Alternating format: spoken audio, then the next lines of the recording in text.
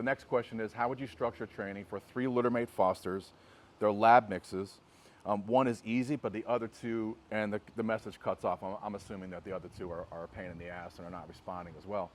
So the word that comes to mind, or the phrase, is Littermate syndrome. And whether that's really a thing or not, maybe it is. But the long story short is, no matter what the situation with the dogs is, we have to break them down and bring them into Maslow 1. And if you're not familiar with Maslow's hierarchy of needs, study it and read it, because that first level is food, shelter, water, pack. Like, a lot of these dogs have been in environments where, especially 3 dogs that are clinging together, that pack is very secure, and the humans are kind of interruptions and annoyance. So we have to separate them and put them into isolation and make us the vehicle to fulfill Maslow 1, food, shelter, water. We have to become their reason to engage.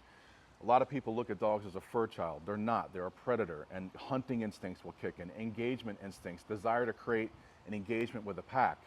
And yes, we're going to use existential food training, meaning that every calorie that they consume comes through training, through wanted engagement.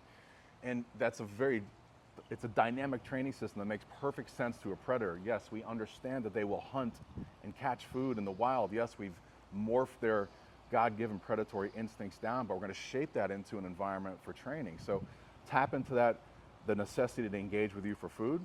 And then once you've chipped away at the thousands of reps to shape behavior, and you're in those triple Ds with distance, duration, and distraction, then you're going to merge them back together in a controlled environment as distractors. And what I really like to do in my training environment is have different place boards set up with a tether.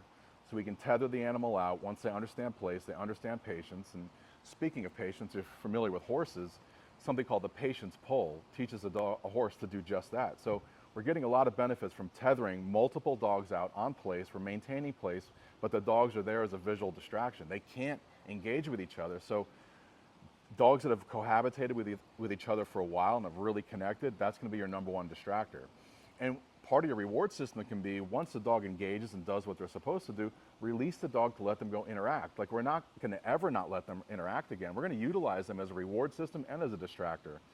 And then as a situation progresses, you're going to have to utilize some tools, maybe add some mild pressure to make them understand, hey, that big prize is out of play. But the long story short is, nothing really changes. It's the same dynamic structure that we utilize to communicate and connect with every single dog that comes into board and train, because they've been empowered in their environments to get away with murder.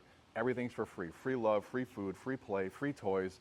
Maslow 1 is going to educate the animal that the human in their environment is the vehicle to engage and connect and communicate.